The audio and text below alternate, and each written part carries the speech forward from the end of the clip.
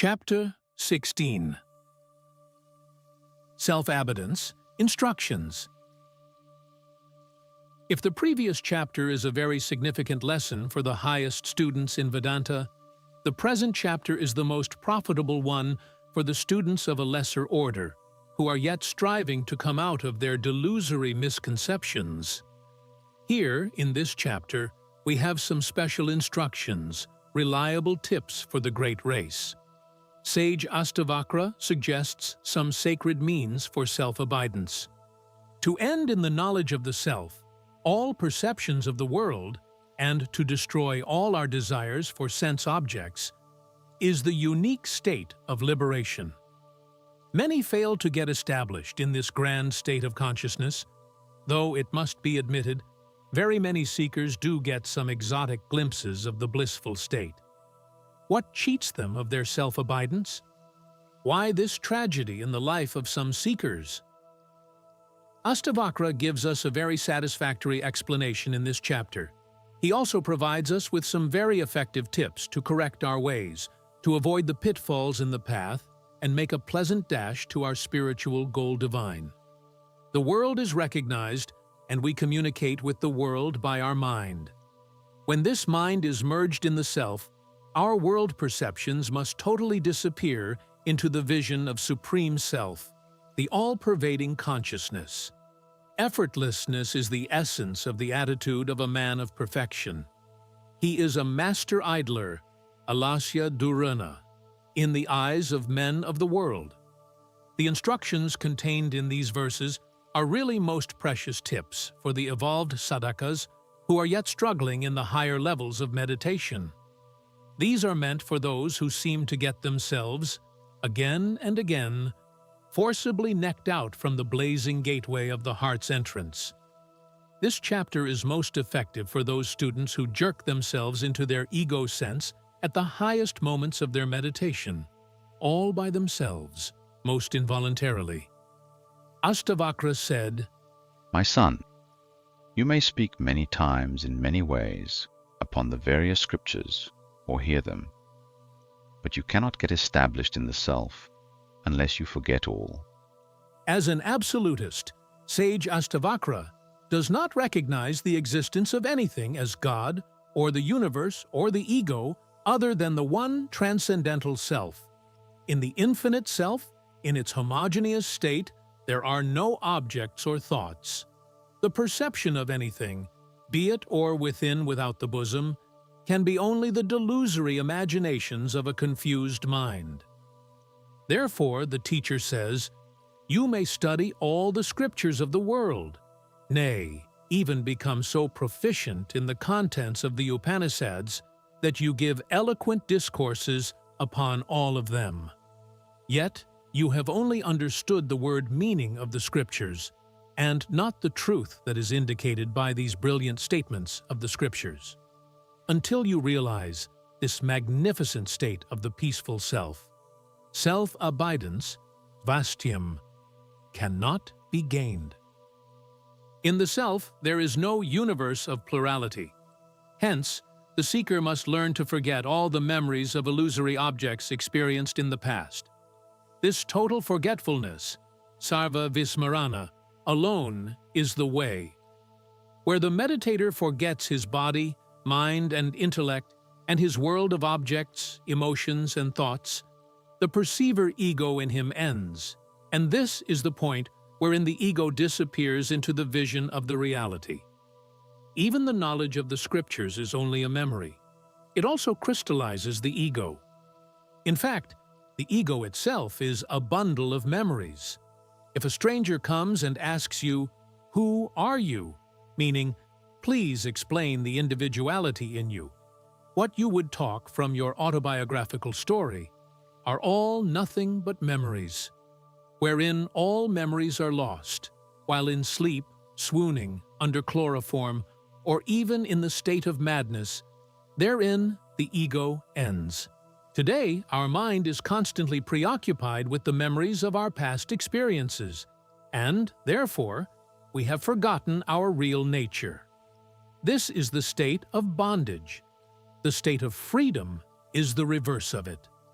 In that state, you are not able to grasp any of your phenomenal experiences because you have merged into the higher plane of consciousness. The dream ends when the waking comes. The criticism of the mere book knowledge of Panditas, hinted here in the verse, echoes the loud condemnation of mere book knowledge in the Kathopanishad. This Atman cannot be attained by study of the Veda, nor by intelligence, nor by much hearing. It is gained by him who chooses it alone. To him, this Atman reveals its true nature. The same idea is vividly put in Pankadash. An intelligent student, after studying the text and after reflecting upon its ideas, again and again, he must throw away all texts as the seeker of the grains throws away the husk. Here, throw away means forget the letter of the text and accept and live the spirit of the text. O wise one, you may enjoy the world or undertake work or practice mental concentration, samadhi, but your mind will still yearn for your own true nature, which is beyond all objects and in which all desires are extinguished. The very fact that every man is impatient with his desires and wants to fulfill them shows the inherent demand of the human mind to end desiring and go beyond it. The mind getting restless for the possession and enjoyment of an object is called mind desiring for that object. This condition of the mind invites tremendous disturbances and drags the individual away from his real nature of peace and tranquility. Confused and confounded, the individualized ego struggles hard to acquire and possess the objects of his desire. When he thus fulfills the desire, there is a burst of peace and joy, and a foolish individual attributes this sense of satisfaction experienced in him to the object gained. Viewed more scientifically, it would become easily clear that by the fulfillment of a desire, the mind has become calm, and our real spiritual nature is no more veiled by the thought curtain that was raised by the mind in agitation. This silent and eternal yearning of the human mind to realize its real nature is the explanation why no man is totally satisfied by all that he possesses. Even if he were to possess the whole universe, still there is in him a sense of discontentment, a bitter taste of non-fulfillment. Keeping this fundamental idea in mind, here the saintly teacher declares that a man may engage himself in sensuous enjoyments, or in fulfilling his duties, or spend his time in a life of secular or sacred contemplation. Note carefully that here enjoyment is at the level of mind, work at the level of the body, and contemplation at the level of the intellect. In spite of his so fully engaging himself at all the levels of his personality, even if he be totally successful in all of them, still there will be a residual sense of imperfection, ever nibbling at the vitals of his heart, providing for him a lingering sense of disappointment and dejection. Man is never satisfied until he rediscovers his real nature beyond all equipments and their objects of pleasure, beyond all passions and desires.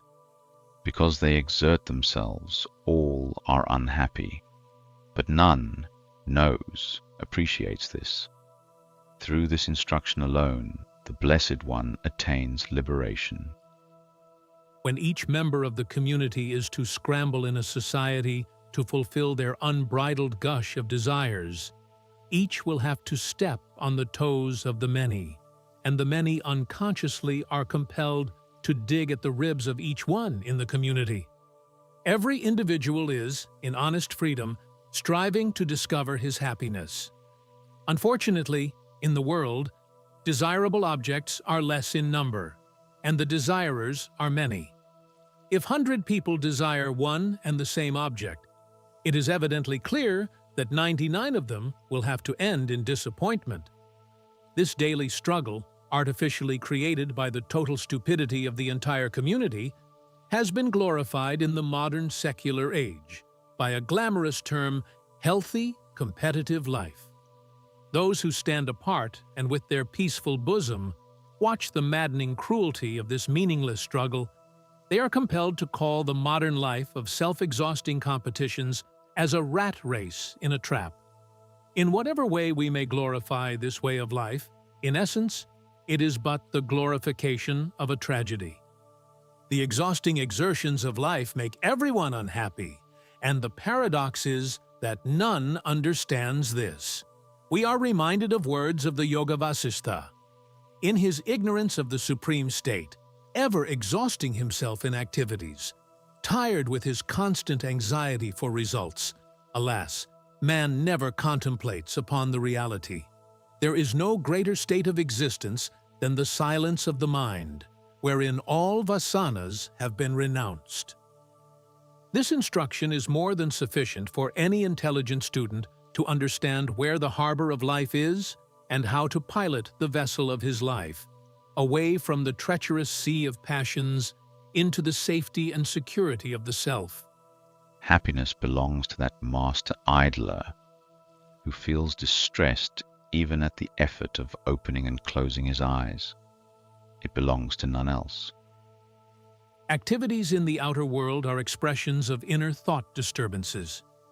To the desireless, there is no thought flow. To such an individual who has transcended the mind, no physical activities are ever possible. He is in the self, living the blissful infinite. He is unconscious of his body, nor is his consciousness disturbed by the perception of the world of plurality. This is the state of samadhi. Spontaneously to maintain this experience as a constant way of life is a rare privilege of the few, and such a spiritual state is termed in terminology of Vedanta as sahaja samadhi.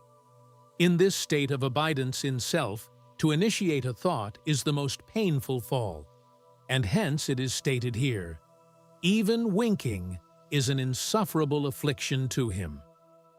From the standpoint of a sweating laborer who is working in the midday sun, a doctor in his comfortable air-conditioned operation theater is an idler. And the Chief Justice of the country, who is working only for 5 days of the week and perhaps 4 hours a day, is an escapist, getting exorbitant pay for almost no work at all. From the standpoint of the noisy politician, or a busy commercial agent, or a restless social worker, a scientist or a philosopher may appear to be an idler. The subtler the field of investigation, the more the intellect and the mind has to function in single-pointed concentration, and the body then seems to relax with no apparent activity outside. From the gross viewpoint of the thoughtless majority, all such physical relaxations are labeled as idleness. Thus viewed, a mystic meditator at the seat of his meditation experiencing the infinite tranquility or the transcendental state should certainly be considered as the master idler. A wheel turning on its oiled ball bearing at a tremendous velocity of thousands of revolutions per second would appear to the human eye as inert and motionless, while the slow-moving water wheel would appear as constantly in action. In the most intense activity is an illusion of inaction. In this sense, a man in samadhi would be considered in any society of vigorous material activities as a colossal idler, alasya durana, to whom even involuntary winking of his eyelids is an agony, a death pang. But we will never understand that this genius of idleness abides in the absolute aloneness of the self-divine. When the mind is free from such pairs of opposites as this is done, and this is not yet done, it becomes indifferent to righteousness, wealth, desire, and liberation. So long as we are conditioned by and functioning in the mind, we cannot escape the plurality of experiences. There cannot be joy without sorrow, and sorrow has no meaning without joy. A white dot on a white paper is not perceptible. In order to recognize whiteness, there must be a black background. A black spot against a white background alone is perceivable. Thus, heat and cold, joy and sorrow, and such other pairs of opposites are all not quite contrary and different factors, but they are the two poles of the same experience. We cannot ever have a magnet without a south and a north pole. On transcending the mind, these relative fields of experiences are transcended, and to such an individual there are no more any goals to be reached. In the Hindu way of life, we have already mentioned earlier, the goals to be aspired for in different stages of man's growth are laid out as 1. Righteousness, work of religious merit; 2. Wealth, worldly prosperity; 3. Desire fulfillments, sensual enjoyment; and 4. Liberation, spiritual emancipation. To one who is living in the self, all these worldly goals have no meaning or purpose. He has no more duties to, nor has he any rights in, the social systems of human communities. There cannot be a duty without desire. He has become desireless. If he is served by the world, it is only for his wisdom and clarity of vision, the state of perfection in which he revels in his higher consciousness. One who has aversion for sense objects is considered as not sensual, and one who covets them is sensual. But he who does not accept or reject is neither sensual nor not sensual. From the standpoint of a man of perfection, since he is awakened to the pure consciousness, there is no world of plurality nor a mind in him that should consciously accept the world or reject it. The play of the mind in the world of objects, with passion and lust, is called sensuality. When the mind abhors the sense objects and rebounds from them, then the mind is not sensual. When there are no objects perceivable, nor is there a perceiving mind, there can neither be acceptance nor rejection. Neither can you label such an individual as sensuous nor as not sensuous. As long as desire, which is the root of the state of non-discrimination, exists, so long there will indeed be the sense of acceptance and aversion, which are the branch and sprout of the tree of samsara. We are reminded of the brilliant examination of the path of fall of man through careless mental life in the Bhagavad-gītā. When a man thinks of objects, attachment for them arises. From attachment, desire is born. From desire arises anger. From anger comes delusion. From delusion, loss of memory. From loss of memory, the destruction of discrimination. From destruction of discrimination, he perishes. Desires are the very springs of non-discrimination, inasmuch as the mind that is stormed by desires loses its ability to judge the situations correctly. When our understanding is weak, we will be tossed about in the confusion of acceptance and aversion, likes and dislikes, towards the available objects around us. Aṣṭāvakra describes here that the entire tree of worldly life, samsara, stems forth from desires. The branches and twigs of the tree of life are all constituted of the individual's likes and dislikes, love and aversion. Activity begets attachment and abstention. From it generates aversion. The wise man is free from the pairs of opposites, like a child, and indeed is well established in the self. Without desire, activity is impossible. The more we act in a field, our desires in that field increase. Mental entanglements with the world outside are attachment. Thus, activity begets attachment. Certain fields of activities are rejected by us because we know that they are not conducive to us.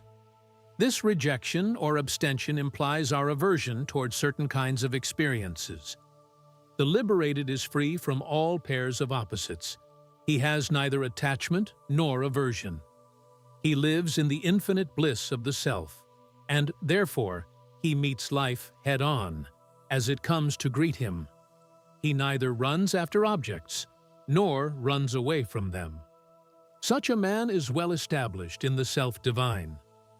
Here, Aṣṭāvakra uses the very familiar and popular simile used to describe a wise man. like a child. In almost all the scriptures, this simile is used to explain the attitude of a man of perfection in his dealings with the world around him. This is to be carefully analyzed and understood. If once we remove our sentimental prejudices and come to judge scientifically, it must be confessed that a child is an idiot, as it has not yet developed its powers of judgment and its faculty of rational thinking. To compare a wise man to a child is, therefore, obviously unhappy, unbecoming. But in all scriptures we find it repeated. Then there must be, for it, a deeper and valid significance. A child expresses both anger and love according to its mood of the moment. But the child immediately forgets its earlier mood, meaning the child refuses to poison the present moment with the memories of its past moments. In short, a wise man, like a child, meets every moment afresh. He never allows the memories of the past to muddy his present, nor does a wise man break the harmony of the present with the discordant notes of his own anxiety for the future. Moment to moment, he lives happily, dynamically, boldly facing his circumstances around him and his moods within. It is in this sense that we must understand a wise man's life, when it is described as like a child. One who is attached to the world wants to renounce it in order to avoid its miseries, but one without attachment is free from sorrow and does not feel miserable even in the world. The general notion of the thoughtless majority is that they are suffering because of the world. The world is constituted of inert matter, and the objects outside can really never convey, all by themselves, any misery or joy to man's mind. An object can give us joy only when it is conducive to our mind. When an object is contrary to our mental demand, that object gives us sorrow. To a smoker, cigarette is a joy. To the non-smoker, that very same cigarette is a sorrow. It is the human mind's valuation, demands and cravings that lend the power and the might to the inert objects to molest man with their joys and sorrows. An ordinary worldly man, living his egocentric life of passions and desires, feels exhausted and shattered by the miseries that are supplied by the world of circumstances around him. These repeated lashes of sorrows and tragedies goad man to renounce the world and seek a more satisfactory and happy condition of existence, wherein he can feel a better sense of fulfillment. A man of perfection has no demand or desire, and therefore no attachment with the world around him. When he lives in perfect detachment, there is an extra inner freedom of the mind, and the world around him must then fail to convey to him either joy or sorrow. With his bosom emptied of the monstrous ego sense, he lives fully in his inner happiness, under all conditions and circumstances. A wise man, thus abiding in his self, is unattached to the world of objects and beings. Even in hell he cannot be miserable. The bliss in him is infinite. He who has an ego sense even towards liberation, and he who considers even his body as his own, he is neither a jnani nor a yogin. He is merely a sufferer of misery. Sense of doership and enjoyership together constitute the ego, and so long as the ego revels in the bosom of a man, he cannot have any spiritual vision or divine experience.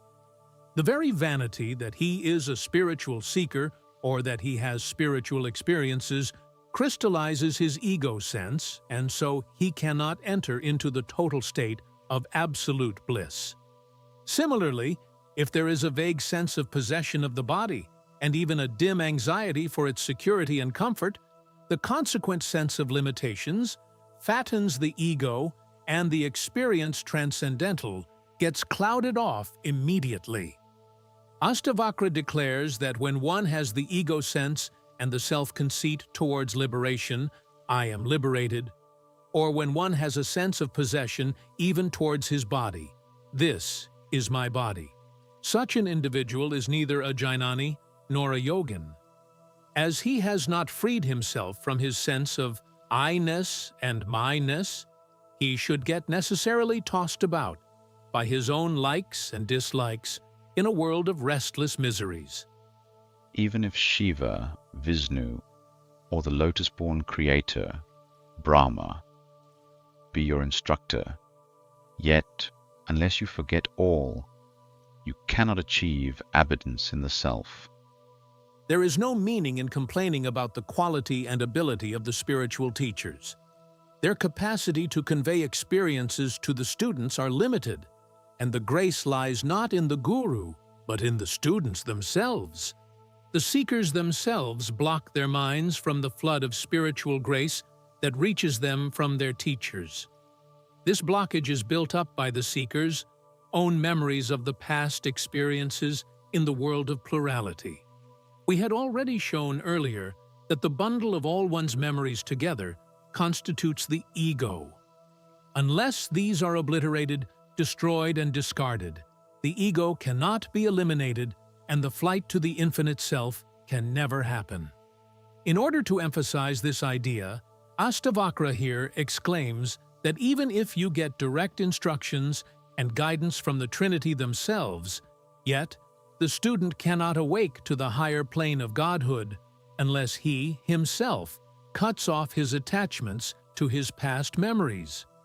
Yoga Vasistha exclaims, "Even Lord Madhava cannot give wisdom to the one who has not contemplated upon the self, even though he may be one who has for long worshipped the Lord, and is one who has supreme devotion for the Lord."